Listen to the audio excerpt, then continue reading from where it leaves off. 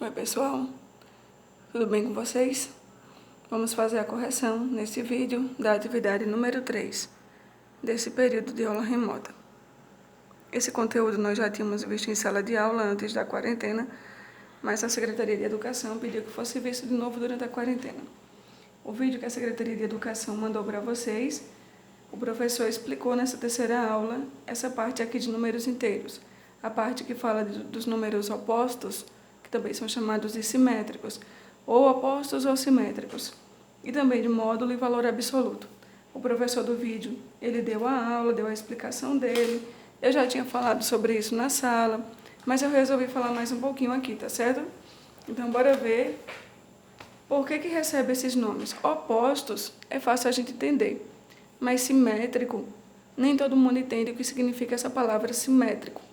Simétrico vem de simetria. Existem vários tipos de simetria. E a gente vai ver aqui o tipo de simetria que é chamado de reflexão. Simetria por reflexão ou simetria reflexiva. Tem a ver com reflexo. A gente, quando se olha no espelho, por exemplo, que a gente vê o nosso reflexo, a gente está vendo o nosso lado simétrico. A gente está vendo o nosso oposto. Tá certo? Essa figura aqui, por exemplo, ela é o que a gente chama de uma figura que tem aqui simetria por reflexão. Por quê? Se eu tivesse, eu procurei aqui em casa, mas infelizmente eu não achei, se eu tivesse um espelho, que eu pudesse colocar bem aqui na metade dessa figura, o outro lado da figura ia ser refletida no espelho. O outro lado da figura ia aparecer aqui no espelho. A imagem do espelho iria completar essa figura. Tá certo? Então, a gente chama esse tipo de figura simétrica por reflexão. Esse traço que tem aqui no meio dessa figura é o que a gente chama de eixo de simetria. Essa figura ela tem um eixo apenas de simetria. O que é o eixo de simetria? É exatamente onde você pode dividir a figura, de tal forma que se você dobrar aqui no eixo, os lados ficarão sobrepostos. Assim, ó. Deixa eu tentar dobrar aqui. Só que o interessante mesmo é dobrar para o outro lado. Então, ó. A figura eu dobrei ela bem no eixo de simetria.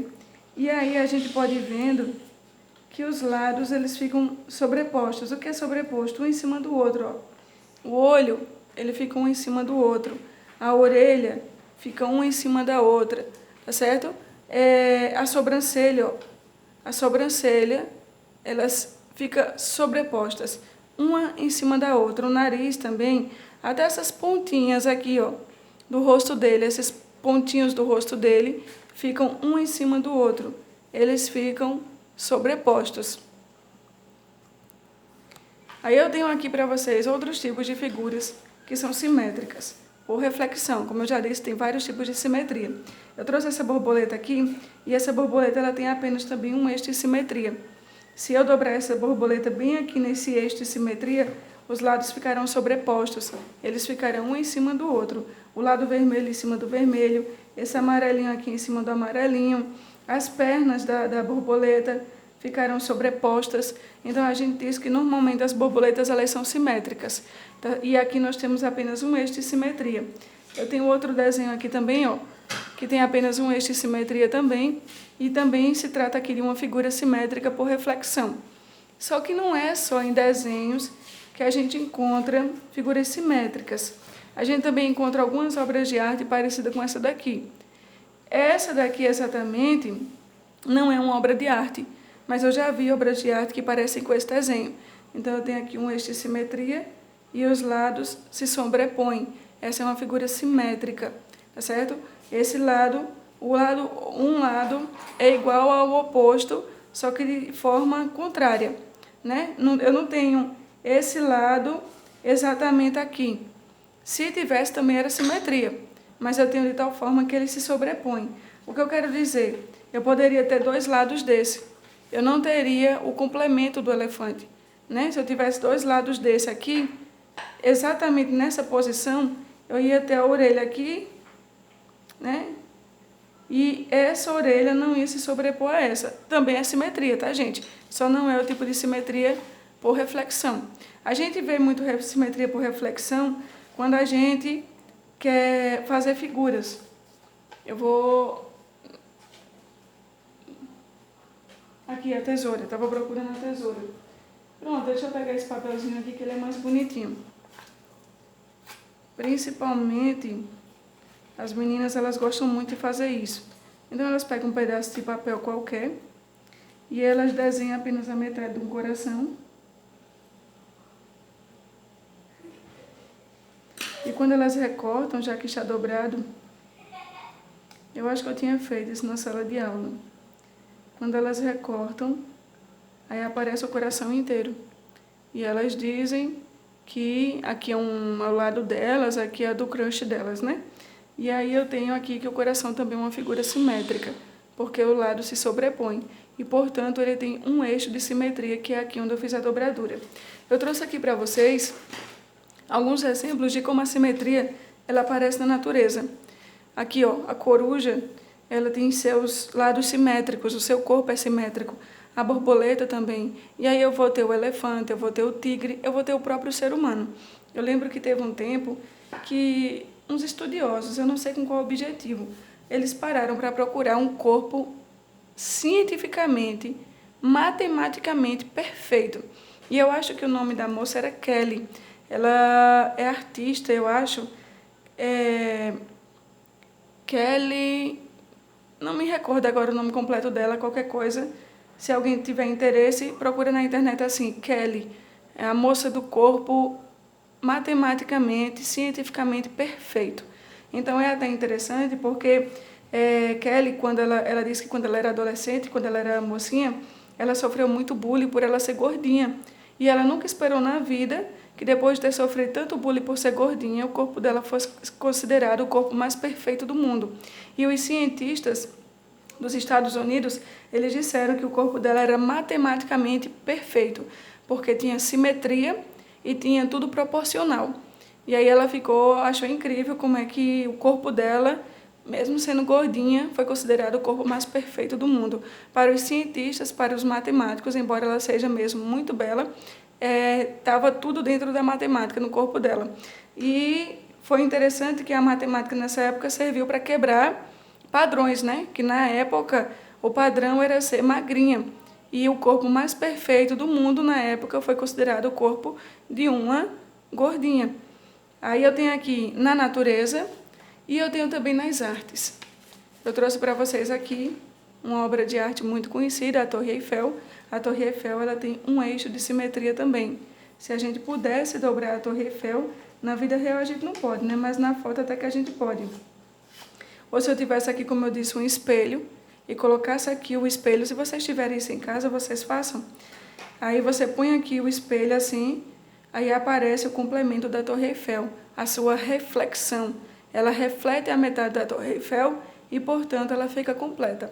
Aí esse outro lado é o reflexo desse lado. E aqui o eixo de simetria. Então, ela é simetricamente perfeita. Aí tem essa outra obra de arte aqui também, da arquitetura, Taj Mahal, se eu não estou enganada, é assim que se pronuncia. E o Taj Mahal, ele é perfeitamente simétrico.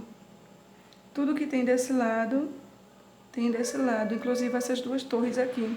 E há quem diga também que o Taj Mahal, ele tem dois eixos de simetria. Ele tem esse daqui, mas ele também tem esse aqui horizontal, que seria o chão. O chão faz ele se refletir aqui nesse lago.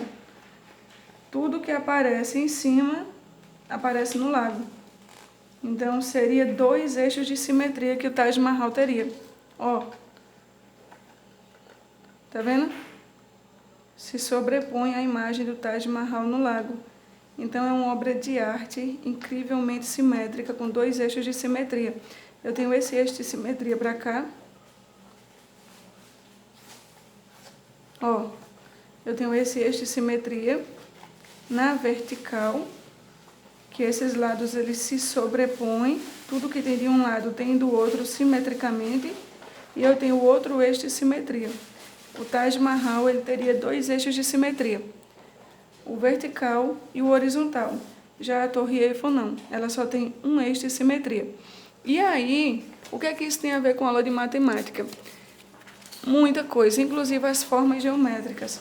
Eu tenho várias formas geométricas aqui e elas têm, algumas não têm eixo de simetria, outras têm apenas um, outras têm 2, outros têm infinitos eixos de simetria. Então, essa figura aqui, por exemplo, não tem como eu dobrar ela de tal forma que fique sobrepostos os lados. Mas essa daqui já, esse triângulo, eu consigo fazer isso. Eu posso dobrar o triângulo assim. Ó, os lados ficaram sobrepostos. Então, eu já achei aqui um eixo de simetria. Deixa eu passar a régua aqui para ficar visível para vocês nesse eixo de simetria. Eu tenho também, se eu dobrar nessa outra posição aqui, ó, ele também fica sobreposto. Então, já é outro eixo de simetria. Ó, vou desenhar aqui para ficar claro para vocês. E se eu ainda consigo achar outro eixo de simetria nesse triângulo. Esse é o triângulo equilátero, ele tem 3 lados iguais, 3 ângulos iguais e 3 eixos de simetria. Ó, outro eixo de simetria. Enquanto tem figura que não tem nenhum eixo de simetria, outras têm 3, outras têm 2. O quadrado, por exemplo, o quadrado tem vários eixos de simetria. Eu posso dobrar o quadrado assim. Eu posso dobrar o quadrado assim. Já deu 2 eixos de simetria. Vou desenhar aqui para vocês.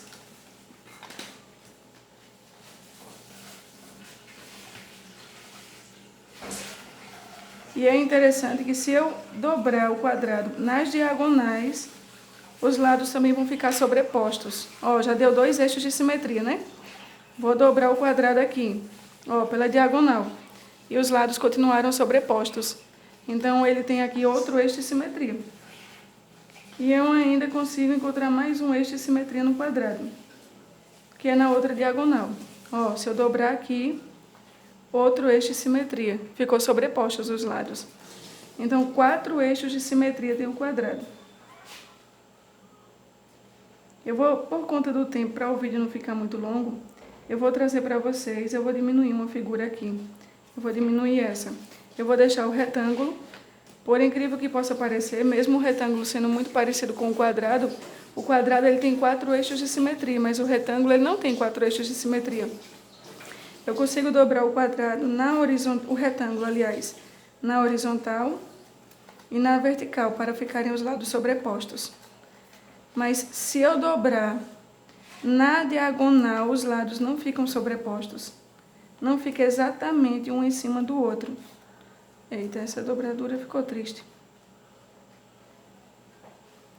Ó. Tá difícil aqui eu achar a diagonal desse retângulo, mas eu achei. Os lados não ficam sobrepostos. Olha a diagonal do quadrado. Como fica sobrepostos. O retângulo não fica. Então, o retângulo só tem 2 eixos de simetria. Posso dobrar o retângulo assim, um eixo. Posso dobrar ele assim, 2 eixos. E o interessante aqui é o círculo. Quantos eixos de simetria tem um círculo? Eu posso dobrar o círculo dessa forma, para ficarem sobrepostos. Vou desenhar aqui, viu, o eixo para vocês verem.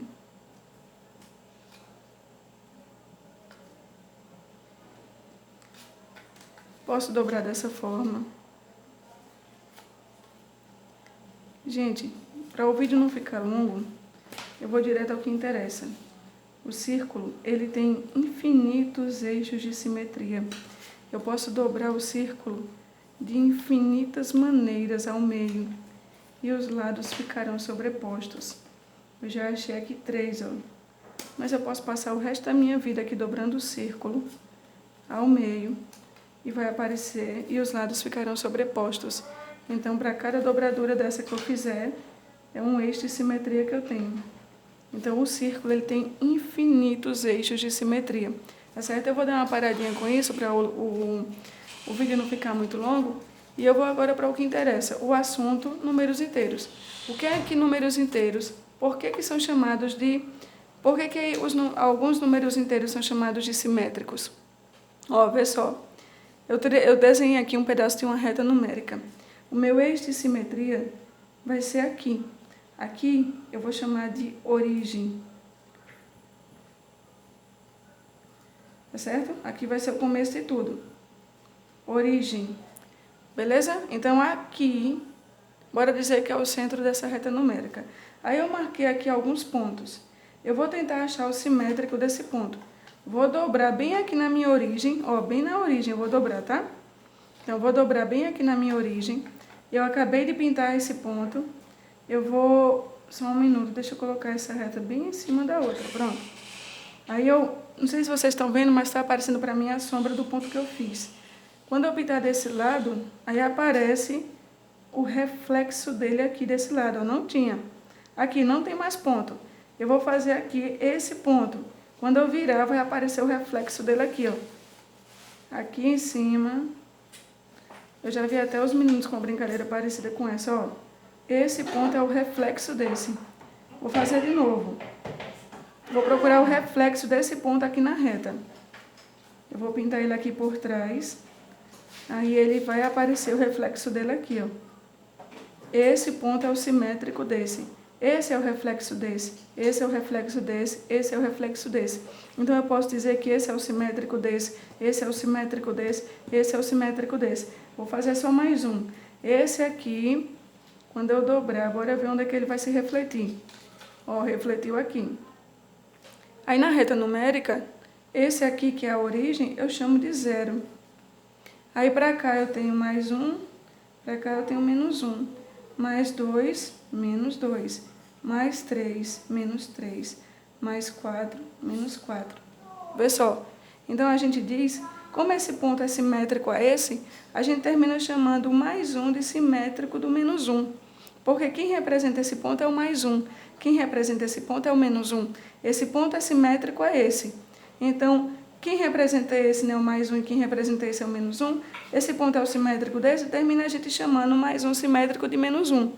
Na verdade mesmo, a simetria está nos pontos, mas termina a gente chamando pela associação. Aqui é a mesma coisa, esse ponto é simétrico desse. Quem representa esse ponto? O mais 2. E quem representa esse? O menos 2. Esses pontos é que são simétricos, mas termina a gente dizendo que o simétrico é o mais 2 e o menos 2. Então, quem é o simétrico do mais 2? O menos 2. Quem é o simétrico do mais 4? O menos 4. Quem é o simétrico do... Eita, aqui era menos 4, né? Quem é o simétrico do menos 3? O mais 3. Tá certo? Termina sendo o simétrico, a gente termina chamando o número de simétrico e não o ponto.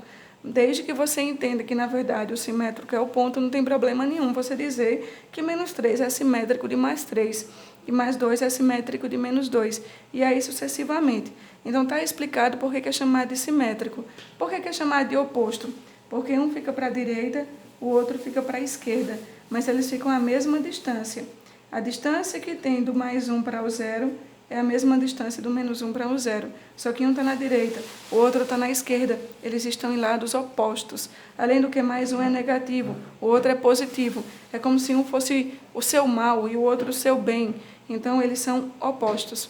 Então, ou eu chamo de oposto, ou eu chamo de simétrico.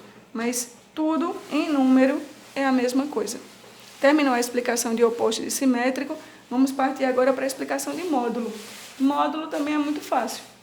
A gente já viu o módulo na sala de aula, mas infelizmente eu sou obrigada a ver de novo. Bora ver módulo. Módulo tem a ver com distância. A distância do número até o 0. Aqui vai ser a minha origem.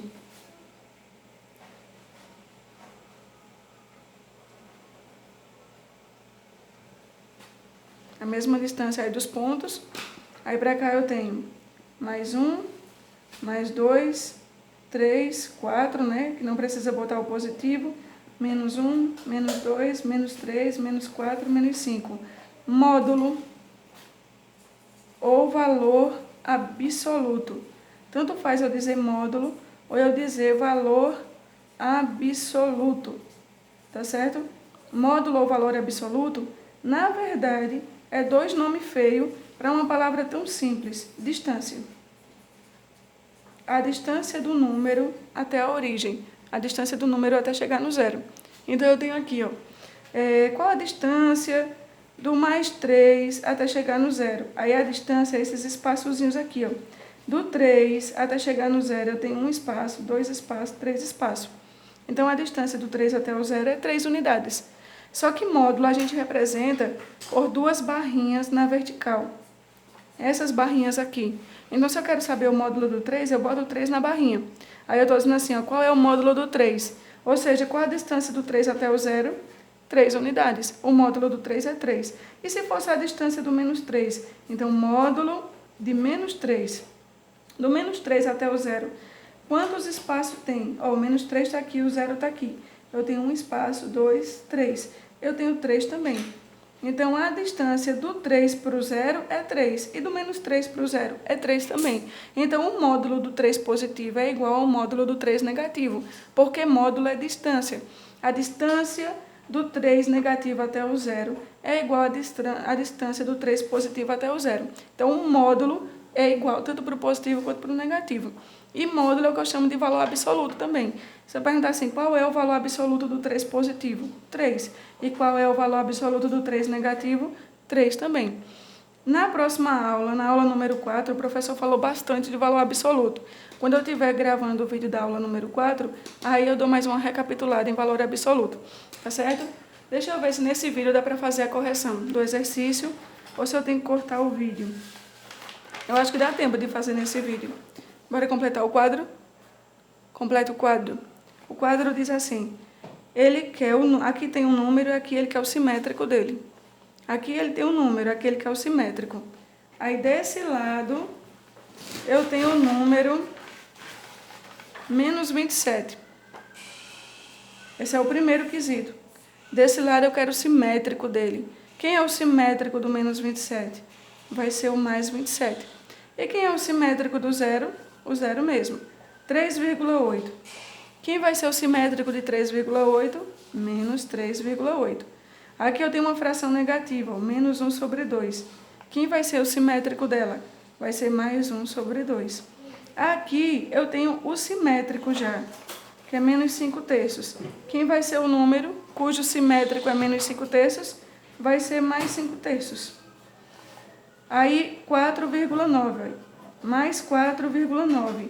Qual número tem um simétrico de 4,9 positivo? 4,9 negativo.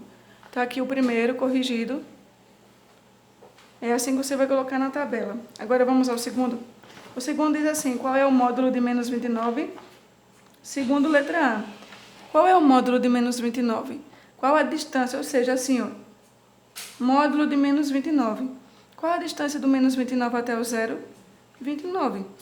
Tá certo? E o módulo, letra B, de 350 positivo, ou seja, mais 350 nas barrinhas. Qual é o módulo? Qual é a distância do 350 positivo até o 0? 350 unidades. É o valor absoluto. É como se eu pegasse e repetisse o número sem o sinal. Aí dá o módulo. Agora, vamos ao terceiro. Qual é o módulo de 0, de 38 negativo, de 5 e de menos 3 quartos? Terceiro.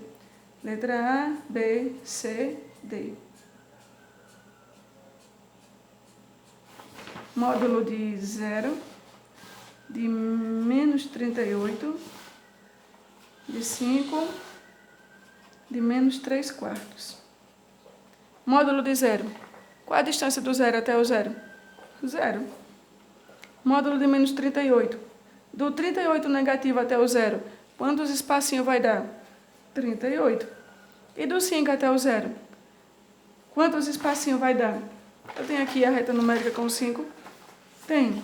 Ó, do 5 até o 0, quantos espacinhos vai dar? 1, 2, 3, 4, 5.